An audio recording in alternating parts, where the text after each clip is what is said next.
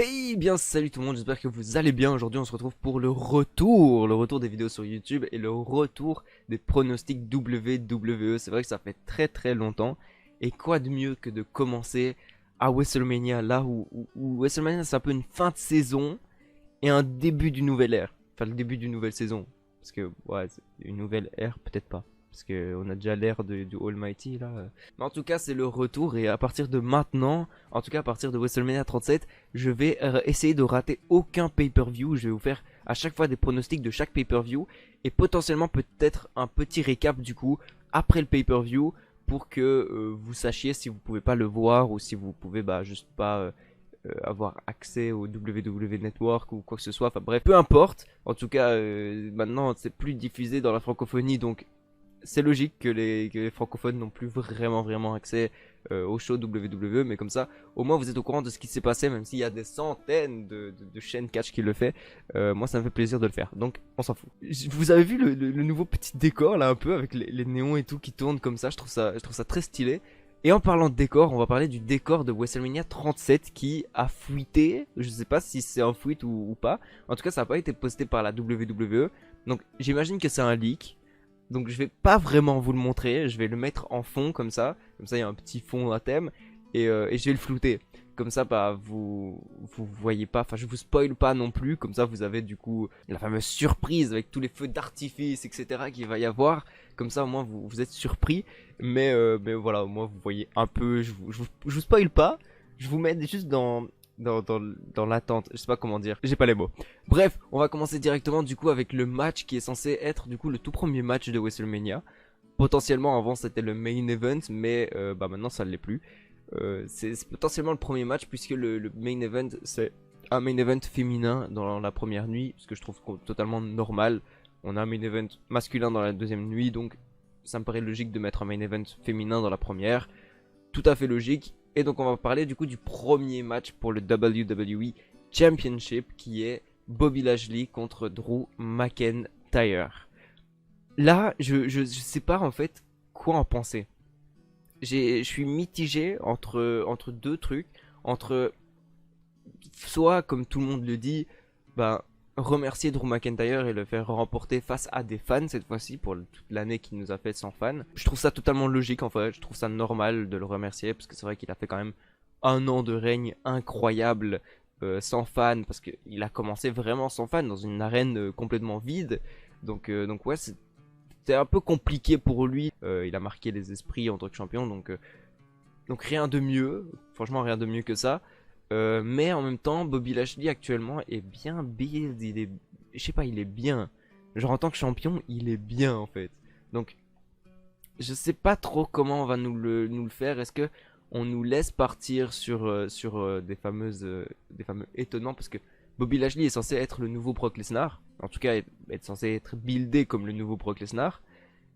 Après, je sais pas trop vraiment quoi penser. Est-ce qu'on va nous refaire du coup un remake de WrestleMania 34, je crois que c'était 34, où on a du coup Roman Reigns qui perd le titre, enfin qui ne remporte pas son titre de championnat contre Brock Lesnar, et du coup Brock Lesnar du coup choque toute la foule.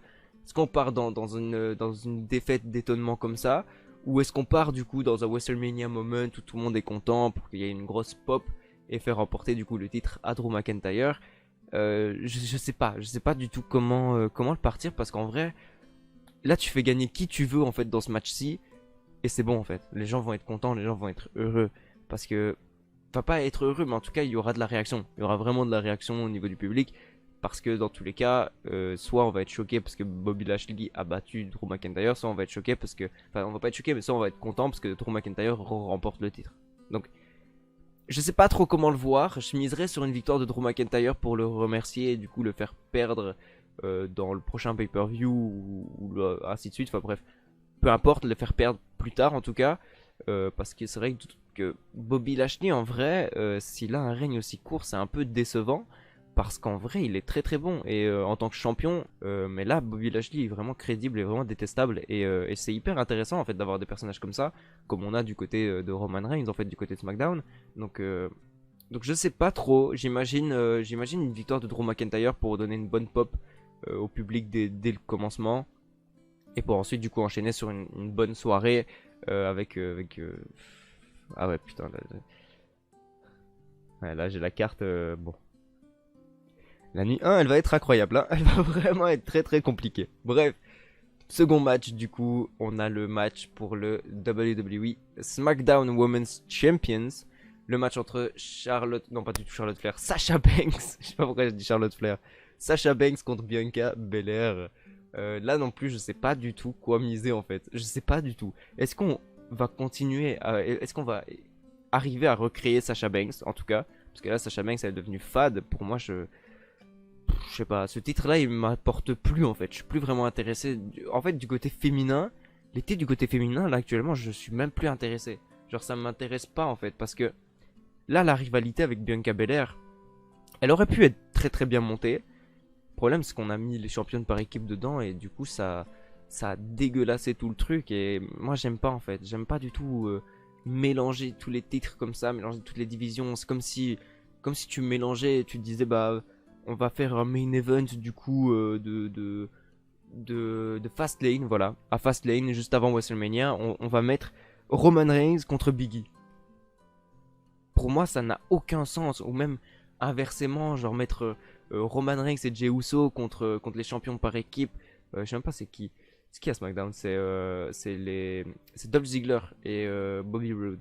C'est comme si tu mettais genre vraiment Roman Reigns et Jey Uso contre Dolph Ziggler et Bobby Roode. Pour moi, ça n'a aucun sens en fait. C'est chacun a sa division et la division par équipe reste dans la division par équipe. La division SmackDown reste dans la division SmackDown en fait. C'est comme ça. C'est comme les jeux WWE, tu vois. Dans le jeu 2K, tu as plusieurs divisions et tu as du coup les équipes qui combattent pour les titres par équipe et les personnes solo qui combattent pour les titres solo, tout simplement. Et là, mélanger le tout, ça m'intéresse pas, je trouve pas ça bien en fait. Je trouve ça naze. C'est vraiment, c'est nul. C'est nul. On aurait pu nous créer une rivalité de fou, mais pendant ce temps-là, on les crée amis. Pourquoi tu les crées amis? Fais vraiment ta rivalité au fond en fait, va au fond des choses. Je sais pas. Ça m'a pas du tout intéressé vraiment. On savait depuis le début, de toute façon, quand on a vu que bah, Bianca Belair combattait avec Sasha Banks et combattait pas avec Asuka, on a très bien compris que de toute façon ça allait chercher le titre de Sasha Banks. C'était prévisible, tout le monde le savait, c'était ok. Donc voilà, en vrai, je suis pas vraiment intéressé par ce match, même si je suis sûr que ça va être un très très beau match en soi. Mais je suis pas vraiment intéressé par le résultat du match. Soit Sasha Banks remporte le titre et essayons de builder une nouvelle Sasha Banks parce que là elle est fade. Ou soit donne le titre à Bianca Belair et Bianca Belair elle va vraiment faire une grosse pop de fou. Parce que bah, Bianca Belair a fait un an. Ça fait un an en fait qu'elle est dans le roster principal, je viens de me dire. En fait, elle est arrivée à WrestleMania 37, elle. Attends, mais ouais, elle arrive à WrestleMania 37 en même temps que. Enfin, en même temps. Non, je crois qu'elle est juste venue pour sauver son mec des Street Profits, mais en vrai, je crois que ça fait un an qu'elle est dans le roster principal. Donc, si on fait remporter le titre à Bianca Belair maintenant, pour moi, c'est le meilleur moment. Donc, je miserais sur une victoire de Bianca Belair parce que pour moi, c'est le meilleur moment pour la faire remporter. Troisième match, du coup, annoncé. On a le match. Lui, en vrai, de vrai, j'ai envie de le voir parce que ça m'intéresse vraiment. Et je trouve que c'est un bon coup marketing en vrai du côté de la WWE, ça a été quand même un bon coup marketing. Le fameux match du coup de Damian Priest et Bad Bunny contre le Miz et Morrison. En vrai de vrai, je suis vraiment intéressé de voir comment va se débrouiller Bad Bunny dans le ring. Et j'ai envie de miser sur une victoire de Damian Priest de toute façon. Parce que pour moi, c'est bon, Miz et Morrison, ça a pas besoin de victoire de toute façon. Ça fait un an, ils font que perdre tous leurs matchs. Pourtant, il a été champion du monde, il a été champion, enfin pas champion, mais il a été Mr. Money in the Bank. Il obtient des trucs même quand il est nul. Il perd tous ses matchs, mais il obtient quand même des trucs. Donc bon, est-ce vraiment utile de faire remporter une victoire aux Miz et Morrison? Non, franchement non. Donc faisons gagner Damian Priest, qui Damian Priest a besoin d'une victoire en soi, parce que c'est son arrivée dans le roster, donc il a besoin d'un bon gros push comme ça. Et à Bad Bunny, comme ça fait une grosse pop, ça fait un WrestleMania moment de fou, et on en reparlera dans 10 ans, le jour où Bad Bunny a remporté le match à WrestleMania, enfin bref.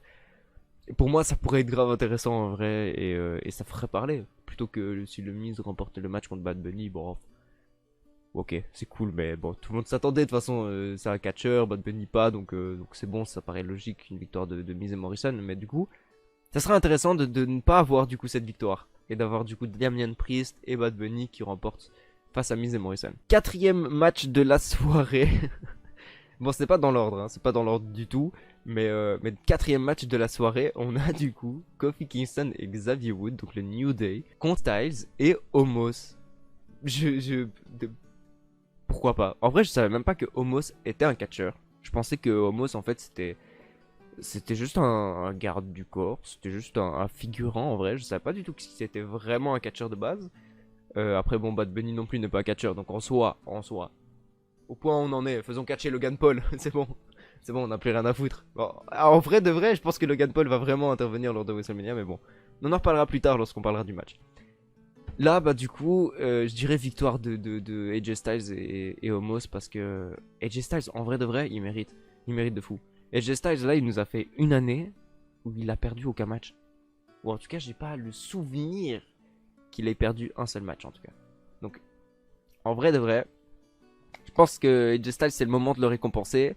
Et vu qu'on veut pas aller le mettre du côté du titre des États-Unis, bah mettons-le du côté des petites tag team avec Omos, pourquoi pas, ça fait un WrestleMania Moment, Omos champion, c'est cool. Moi je trouve ça cool, et puis le New Day, bah, le New Day n'a même plus, ils ont pas besoin de titre en soi, c'est bon, enfin, c'est le New Day, ils sont, je sais pas combien champions, c'est bon, je crois que c'est la 10 11e, je sais même plus c'est leur combien de titres en fait, je compte même plus, j'ai tellement l'habitude que je compte même plus c'est le combien, donc bon. AJ Styles et Omos champion, c'est cool, ça fait WrestleMania Moment, incroyable. Shane McMahon, Braun Strowman. En vrai, de vrai, le match il était éclaté. De base, je me suis dit, wow, c'est tellement dommage de mettre Braun Strowman du coup dans ce genre de rivalité. Parce que c'est nul, c'est vraiment nul. Quand tu sais pas quoi faire, tu mets un catcheur contre l'autorité. C'est la base. Et puis, comment c'est build, genre Braun est con. Enfin, ça n'avait pas de sens, ça n'avait vraiment pas de sens. Mais avec la dernière promo de Braun Strowman, je trouve que la rivalité a pris un tour. Elle a pris un petit point comme ça, genre un point pour Gryffondor, comme ça, direct. Genre, je sais pas, j'ai trouvé sa promo incroyable, bien, et au moins il attire, enfin il amène de l'envie du coup à WrestleMania, il amène quelque chose en soi. Il amène une envie à ce match qui de base, bon, claqué, tu vois. Genre, tu mets juste ce match là comme ça, genre, ouais, Shane McMahon il se fout de la gueule de Braun Strowman, en même temps c'est Shane McMahon qui le paye, mais c'est pas grave, on dira rien à ce niveau là, t'as qu'à juste le virer frère si tu trouves qu'il est con. Je sais pas, à un moment donné, t'es limite le patron, faut arrêter les bails comme ça, t'es l'autorité, tu fais ce que tu veux, tu le vires si tu trouves qu'il est con et qu'il sert à rien. Tu fais pas un match contre lui à WrestleMania, ça n'a aucun sens, mais bon bref. En soi, pourquoi pas, au moins ça fait un match de transition du coup pour Braun Strowman, en plus un Steel Cage match. C'est très rare un Steel Cage match à WrestleMania, je crois que j'en ai pas vu. Enfin en tout cas moi personnellement j'en ai pas vu. Je pense qu'il y en a déjà eu un qui s'est fait, mais je pense qu'il y en a que seulement un en fait. Je pense que c'est seulement le deuxième match Steel Cage à la WWE, à WrestleMania en tout cas. Parce qu'il y a eu des Hell in a Cell. Mais il n'y a jamais eu je crois de Steel Cage. J'ai souvenir de Taker. Je sais même pas si c'était Taker. Je sais plus, mais bref. Il y a déjà eu des matchs Hell in a Cell, ça c'est sûr, je crois. Alors je me suis informé et oui, j'avais bel et bien raison en fait. Il y a seulement eu un seul match actuellement en Steel Cage. Et c'était à WrestleMania 2, donc je l'ai pas connu du tout. Et c'était entre Hulk Hogan et King Kong Bundy. Donc non, j'ai pas connu du tout cette ère. Et au niveau Hell in a Cell, il y a le fameux match du coup de Undertaker contre Shane McMahon, que je pensais en fait que c'était à Hell in a Cell, mais en fait non, c'était bel et bien à WrestleMania, et il y en a eu plusieurs autres, tels Triple H contre Undertaker, etc. Donc pourquoi pas, ça peut être intéressant, maintenant bon, tout le monde intervient dans le Steel Cage match, mais bon, moi j'imagine que de toute façon, même si tu nous mets à WrestleMania avec Shane McMahon, Elias et Jackson Ryker, Braun Strowman les bat tous les trois, franchement. C'est même pas utile et techniquement, je trouve ça même dommage en fait d'avoir fait affronter du coup Jackson Ryker et Elias contre Braun Strowman parce que du coup bah il les a battus tellement facile. Donc si Braun Strowman en gros gagne mais en beaucoup trop longtemps, pour moi ça serait dégueulasse les pauvres Jackson Ryker et Elias qui ont rien demandé et qui ils se font des push comme ça, je trouve ça pas utile, je trouve ça vraiment pas utile, mais bon, de toute façon, victoire de Braun Strowman, tout le monde est au courant. Et on passe au prochain match, parce que sinon ça va durer longtemps, évidemment. 6e match, du coup, on a Cesaro contre Seth Rollins. Et je crois que c'est le dernier match annoncé pour la première soirée. Oui, c'est le dernier match annoncé pour la dernière soirée. Donc 6 matchs. 6 matchs annoncés pour la première soirée. J'imagine qu'il y aura aussi d'autres choses. Je sais qu'il y a un show de... Je sais même plus qui. Mais je sais bien qu'il y a un show d'un artiste ou d'une artiste, je sais même plus. Qui va se faire du coup à WrestleMania. Donc voilà, on aura... comme on a souvent de toute façon un petit concert du coup lors de WrestleMania. Et on aura aussi la meuf qui interprète la musique d'entrée de Rhea Ripley qui viendra le faire du coup en live. Pourquoi pas, je trouve ça hyper intéressant aussi. En plus, ça fait une très très belle entrée. On a déjà eu des Triple H, on a déjà eu des Shinsuke Nakamura. Enfin bref, on a eu plein d'entrées comme ça incroyables avec les chanteurs du coup qui chantent vraiment en live. Et ben là, du coup, pour Rhea Ripley, ça serait vraiment bien. Ça serait vraiment bien. Bref, Cesaro et Seth Rollins, j'imagine une victoire de Cesaro pour le WrestleMania Moment. Après, je me dis, est-ce que faire une victoire de Seth Rollins n'est pas hyper bien, enfin genre, ça serait pas un coup de génie de faire remporter Seth Rollins, que Cesaro se dise, c'est vrai que bon, c'est pas faux, t'es meilleur que moi, c'est vrai. Ça part en mode, bah, Cesaro du coup accepte qu'il soit sous l'aile de Seth Rollins un peu. Mais en soi, je me dis, je crois que c'est pas la bonne personne en fait. Genre Cesaro, il faut pas oublier que Cesaro quand même, non, Seth Rollins est la personne qui a, entre guillemets, pété les dents de Cesaro. Même si bon, c'est Cesaro qui a trop surjoué et qui s'est niqué. Mais techniquement, c'est sur un coup de Seth Rollins que Cesaro a perdu ses dents. Donc, est-ce que ça serait pas... Enfin, c'est pas le bon moment. Pour moi, c'est pas la bonne personne en fait qu'ils ont choisi pour amener cette rivalité, de le prendre sous son aile. Parce que bah, il y a déjà... Ils ont un passé. Ils ont un lourd passif. Donc pour moi, c'est pas la bonne personne. Ils ont pas choisi la bonne personne. Mais bon, je me dis quand même une petite victoire de Seth Rollins, ça pourrait être intéressant quand même. Parce que bon, quand même, Seth Rollins... En fait, j'aime trop Seth Rollins. Je suis fan du Shield de toute façon, dans tous les cas, pour ceux qui me connaissent pas. Je suis fan du Shield, donc peu importe en fait que ça soit. J'ai même John Moxley à la EW qui est champion, je suis content en fait, même si je regarde pas la EW. Mais voilà, quand même. En fait, tant que c'est un membre du Shield, j'accepte. J'accepte. Je veux qu'il gagne. Je veux qu'il gagne tout. Donc Roman Reigns, je veux qu'il gagne. Seth Rollins, je veux qu'il gagne. Simplement. Maintenant, est-ce que du coup, ça serait pas mieux de faire remporter Cesaro et du coup amener Cesaro vraiment sur le bout du main event en tout cas, pourquoi pas.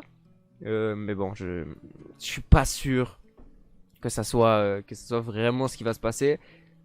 Donc je vais quand même prédire une victoire de Cesaro parce que bon, Seth Rollins n'a pas besoin de victoire à WrestleMania, mais j'aimerais bien que Seth Rollins remporte quand même. 7ème match du coup, et donc là on passe à la deuxième soirée. Non, on passe pas à la deuxième soirée. On a un dernier match avant. On a le Tag Team Turmoil du côté féminin, du coup.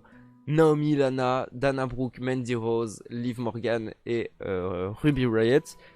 Ainsi que Natalia et Tamina qui va remporter ce Tag Team Turmoil que je savais même pas. C'est quoi un Turmoil? J'en ai aucune idée. Mais du coup, il paraît que c'est un match par élimination.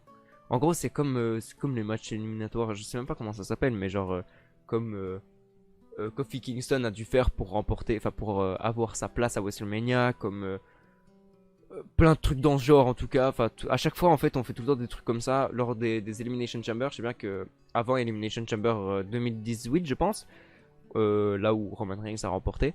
On a eu un petit match comme ça en gros avec tous les participants du coup avec Seth Rollins quand Seth Rollins a fait une performance de 1h je crois 1h30 dans le ring avec tout du coup les participants qui se combattent comme ça. C'est comme un tournoi, enfin genre il y a un match entre deux personnes, enfin en tout cas entre deux équipes du coup j'imagine, et voilà lorsque la personne remporte en gros, bah il y a une autre équipe qui vient.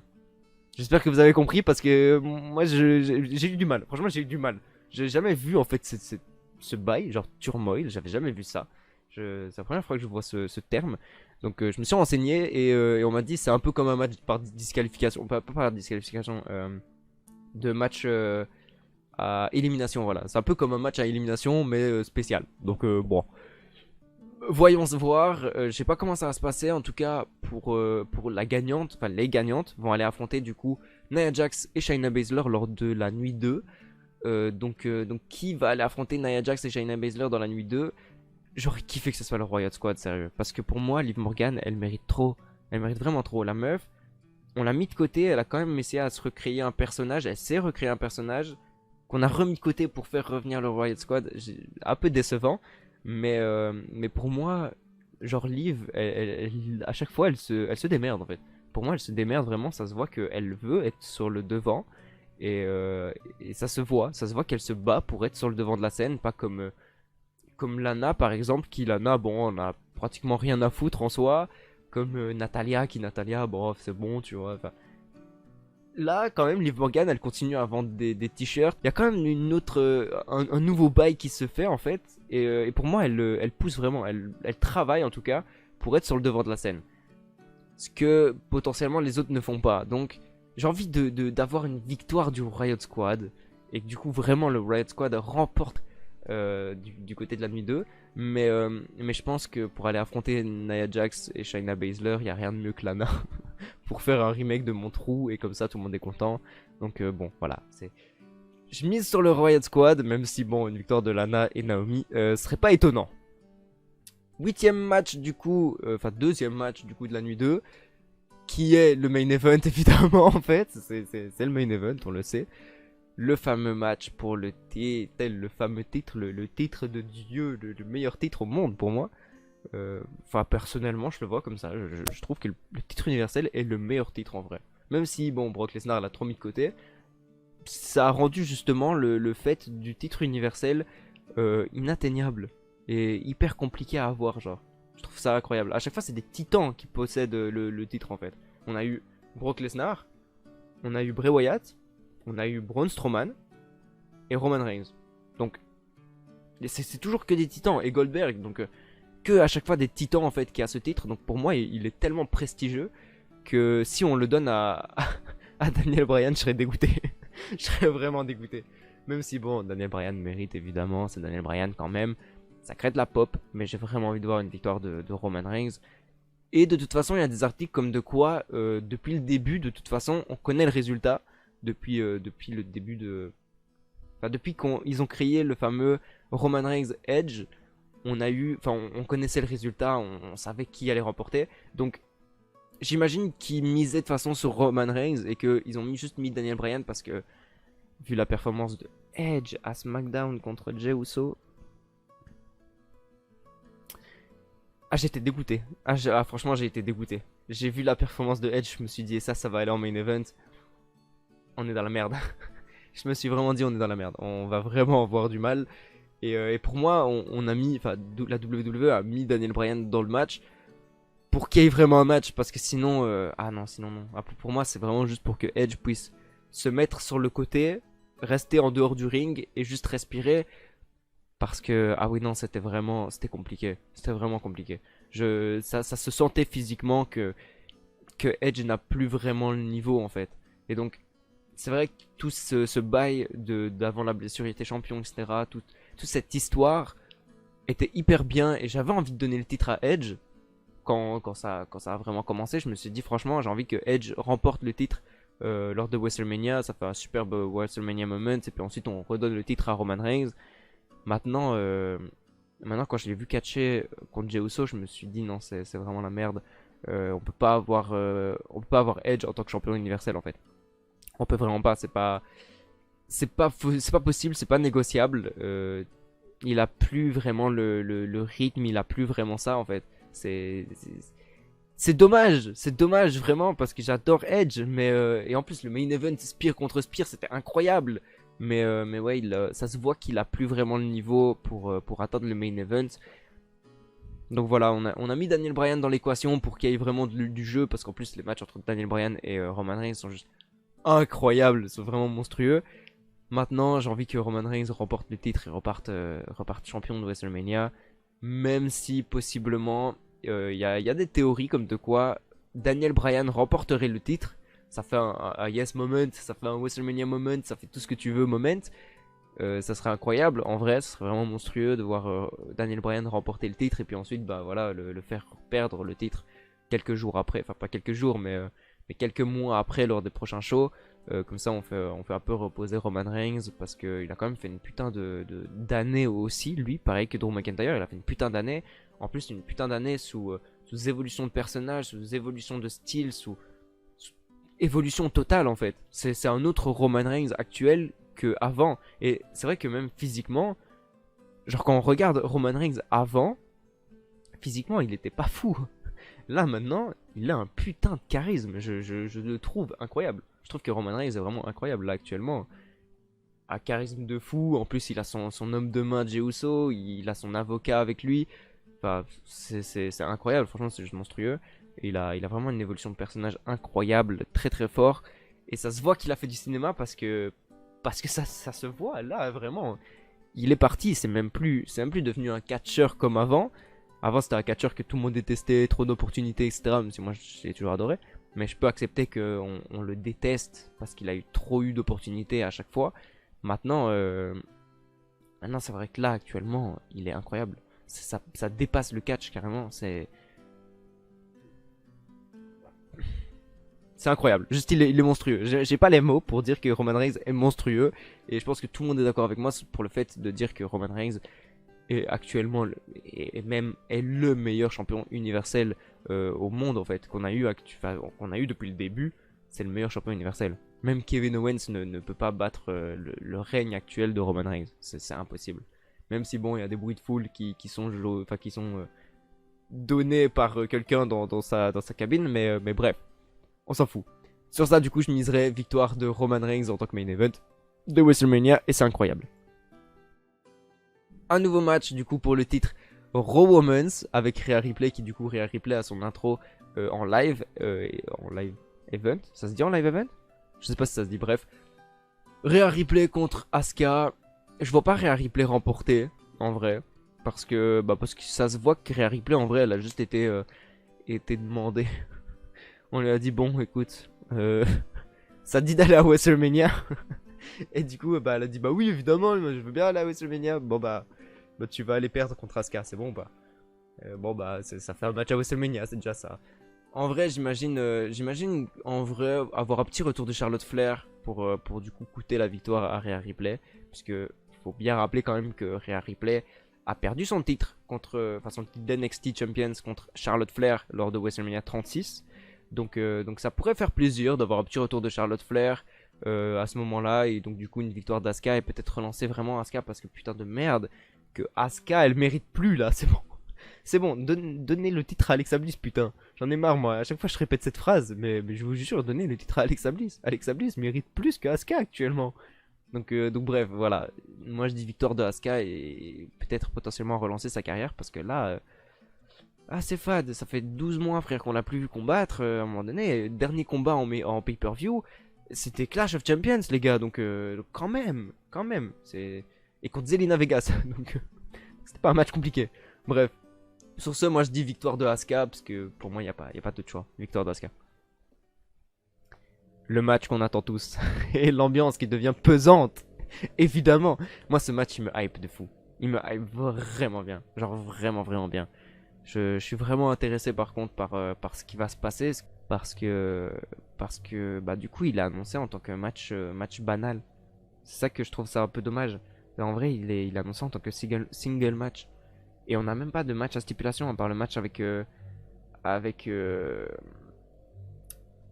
Ah si, on a deux matchs à stipulation. On a le match Biggie et Apollo Crews. Et on a le match, du coup, Shane McMahon, Braun Strowman. C'est le seul match à stipulation. C'est dommage. Pour moi, ça là... Vous voyez, ce match, ce main event de qualité en soi. Parce que ça pourrait vraiment être un putain de main event. Pour moi, ça doit être scénarisé. Ça doit être scénarisé comme on a eu à WrestleMania 36 avec John Cena, comme on a eu... Enfin non, c'est pas à WrestleMania 36. Si. Je sais plus c'était où, bref. Je crois que c'était à WrestleMania 36 qu'on a eu le match scénarisé du coup avec Bray Wyatt. On doit avoir du scénarisé comme Undertaker avec AJ Styles. On doit avoir du scénarisé comme Strowman et Bray Wyatt. On doit avoir un scénario. Pour moi, Bray Wyatt, tu peux pas le faire combattre comme ça. C'est du gâchis en fait de le faire combattre comme ça. Il faut qu'il y ait quelque chose. Ou un DQ ou quelque chose en fait. Il faut vraiment qu'il y ait un truc. Là en single match, bon. je vois pas trop quoi faire avec en fait. Genre vraiment pas trop quoi faire avec. Surtout que c'est le Fiend, c'est le putain de Fiend. Et par contre j'espère pour de vrai que le Fiend il va redevenir comme avant parce que je trouve ça un peu dommage. Il était stylé le masque avant, bon, même s'il est hyper classe en vrai ce masque là, il est incroyable vraiment. Mais le film d'avant il était trop bien. Genre je sais pas, moi j'ai envie de le revoir le film d'avant en fait. J'ai envie de le voir. Genre, je sais pas pourquoi mes néons ce stop c'est incroyable, c'est trop bizarre. C'est buggé, ça se voit, c'est le film a pris possession du décor là actuellement, c'est incroyable. Mais pour moi ça doit être scénarisé. Là c'est pas scénarisé, de toute façon victoire de Bray Wyatt. Est-ce que quelqu'un a des doutes? Non, personne n'a des doutes sur la victoire de Bray Wyatt de toute façon. Donc voilà, grosse victoire de Bray Wyatt lors de WrestleMania sur Randy Orton. Et je sais pas comment ils vont nous scénariser cette fin, mais de toute façon, je suis sûr que c'est un match où je vais me poser, je vais m'asseoir, je vais regarder le match attentivement pour voir tout ce qui va se passer.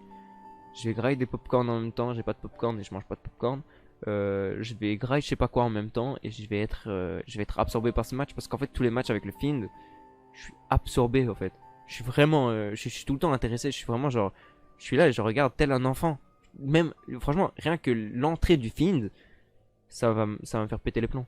Je vais faire, oh, je vais être heureux, je vais être un gosse en fait. Je trouve ça incroyable. Vraiment, pour moi, le Fiend, meilleure invention de 2020. Si, je crois qu'il a été créé en 2019, mais je suis pas sûr. Mais pour moi, meilleure invention, c'est incroyable. Et j'espère qu'on va récupérer du coup le Fiend d'avant, le Fiend pas brûlé. C'est un peu dommage de ne plus avoir ce masque. Je l'aimais bien, mon ancien masque, il était cool. Même si là il fait peur. En plus la tenue, je trouve que la tenue elle est pas incroyable. Enfin, en vrai la tenue aurait pu être monstrueux, mais je trouve que ça fait trop remake de Roman Reigns en fait. Et donc j'aime pas trop. J'aime pas trop le fait des gilets pare-balles et tout. Tu sais, ça fait vraiment le bail de Roman et donc je suis moins fan de ça. Mais pourquoi pas en soi, pourquoi pas. Mais de toute façon victoire de Bray Wyatt, c'est personne ne doute sur ça. Kevin Owens contre Sami Zayn. Ce match-là, il va faire beaucoup parler. Ce match-là, je l'attends même pas, franchement. Je sens que c'est un match qui a été là pour faire jobber en soi. Tu vois, fallait faire jobber Kevin Owens. Mais pour moi, en vrai, on aurait dû faire jobber Kevin Owens face à Jey Uso. Parce que Jey Uso lui a porté quand même un de ses coups de fou lors d'Elimination Chamber. Et je sais pas comment ça s'est fait oublier en fait. Genre, le bras coincé dans la porte de toute l'histoire d'Elimination Chamber. Que quelqu'un utilise la porte d'Elimination Chamber pour frapper son adversaire. C'est le meilleur truc au monde. Et pour moi, ça aurait dû partir à WrestleMania. Pour moi, il aurait dû avoir un Jey Uso, Kevin Owens à WrestleMania, mais bon. Pourquoi pas, ça a quand même amené des super bons matchs, Kevin Owens, Sami Zayn. Donc pourquoi pas faire ce match. En plus, il y a Logan Paul qui sera aux côtés de Sami Zayn. Donc franchement, je vois bien ce match se faire tranquillement. Petite victoire de Kevin Owens.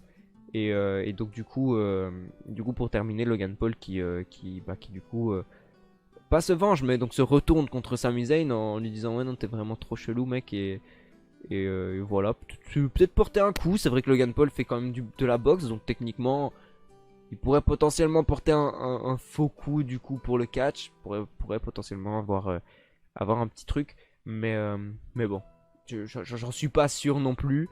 Pas sûr à 100%, mais j'aimerais bien en tout cas que ça se passe comme ça. Mais victoire de Kevin Owens, de toute façon, sur 100%, Sami Zayn, bon, on s'en fout. On s'en fout de faire gagner Sami Zayn. 12e match et avant-dernier du coup de la carte. On a le match du coup Nigérian, je sais même plus comment ça s'appelle. Ils l'ont appelé Nigerian Drum Match.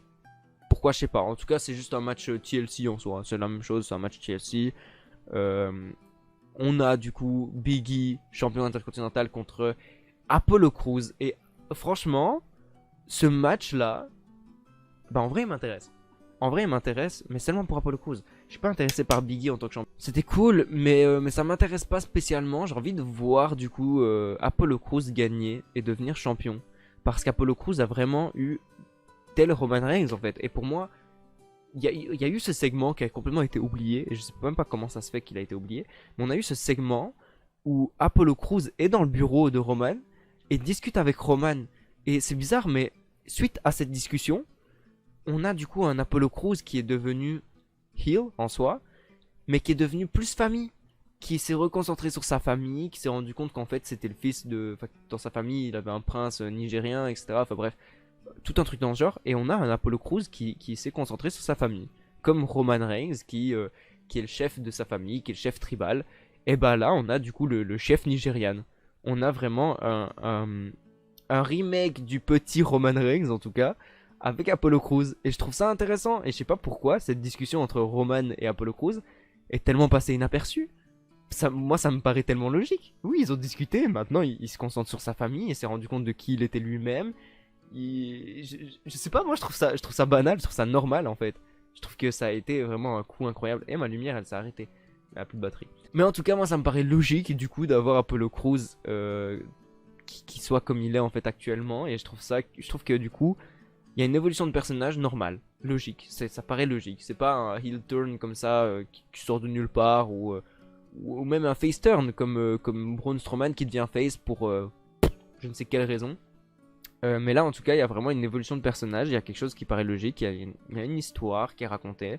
Donc ma question c'est, est-ce qu'on va avoir du coup potentiellement Apollo Crews qui devient champion intercontinental et qui va du côté de Roman? Parce que pour moi ça pourrait faire un très très gros clan. Et un truc que je trouve juste monstrueux en fait et qui ne se fait pas du tout à la WWE, c'est de créer des clans. Créer des clans en fait. La meilleure invention de la WWE, enfin non pas la meilleure, mais bah, si, en soi si, meilleure invention de la WWE, la DX, la Generation X, c'était la meilleure invention de la WWE. Après on a eu le Shield. Le Shield pour moi c'est l'un des meilleurs trucs. La Nexus, Nexus était juste incroyable. En fait c'est les clans qui marquent la WWE, c'est pas des personnes comme ça. Bon, John Cena a marqué la WWE. En soi, tu peux te faire un nom en solo, mais c'est plus compliqué que si tu te fais un nom en groupe en fait. Et là, avoir potentiellement, même si c'est un peu compliqué parce que du coup, bah, c'est le tribal chief, du coup, Roman Reigns. Et bon, Apollo Crews est nigérien, il est pas tribal. Mais franchement, pourquoi pas? Pourquoi pas avoir Apollo Crews du coup du côté de Roman et qui le remercie, bah voilà, merci de m'avoir apporté ses conseils, etc. Et du coup, il se met du coup aux côtés de Roman. Pour moi, il faut créer des clans. Et pour moi, c'est pour ça que Roman au début c'était vraiment hyper intéressant. Parce qu'il s'est créé un petit clan. Il s'est créé du coup son homme de main, Jey Uso. J'aurais aimé qu'il y ait Jimmy du coup à ses côtés aussi. Enfin, j'aurais bien aimé qu'il soit plusieurs en fait. Comme Undisputed Era. Undisputed Era était incroyable. Même si c'est du côté NXT, je regarde pas NXT, mais en tout cas, même moi ça m'a fait de l'impact. Or que je regarde pas NXT. Donc quand même.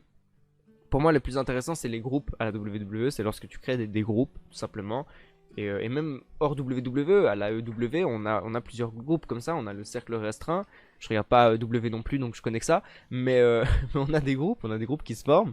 Et c'est hyper intéressant en fait d'avoir des groupes. Parce que bah, le Hurt Business aussi était hyper intéressant. Maintenant, bon, on l'a tué. Je sais pas pour quelle raison. Parce qu'en vrai de vrai, c'était le meilleur truc. C'était la meilleure invention, sérieux. C'était hyper intéressant. Créer des groupes, pour moi, c'est intéressant. Retribution, hyper intéressant à ses débuts. Après, on l'a dépush comme avec le Hurt Business. Mais bon, pour moi, créer des groupes est intéressant. Donc, pourquoi pas amener Apollo Crews à côté de Roman Reigns? Ça serait intéressant. Et on va passer au dernier match, du coup, de la carte. Au dernier match de WrestleMania. Même si c'est pas vraiment le dernier match, parce que le main event, c'est Roman Reigns. Mais le dernier match, du coup, qui est Matt Riddle contre Sheamus pour le titre des États-Unis. En vrai, je sais même pas quoi y penser. Parce qu'en vrai, là, il y a même pas d'histoire. C'est un match qui a été fait comme ça. Voilà. Elle est bien ta trottinette. Je peux essayer? Tiens, je vais te frapper avec ta trottinette. Pourquoi pas? Franchement, pourquoi pas? Pourquoi pas? Je me pose même plus de questions en fait. Pour le moment, Sheamus, pour moi, il a eu que des rivalités qui puissent. Qui fait ça. Oh non, c'est dégueulasse. C'est nul. Ces rivalités sont vraiment nulles. Genre, vraiment. Il y a. Non, il y a rien. Il y a vraiment rien au niveau de ces rivalités. Par contre, la rivalité avec Drew McIntyre, j'avais complètement oublié son nom, pouvait être intéressant, mais la tournure de la rivalité était nulle. C'était vraiment nul. Les matchs ont été hyper intéressants, mais la rivalité, non. La rivalité, pas intéressante du tout. Donc voilà, moi j'ai envie de dire victoire de Matt Riddle, même si bon, Sheamus pourrait être push potentiellement. J'aimerais bien que Sheamus soit push parce que c'est bon à un moment donné.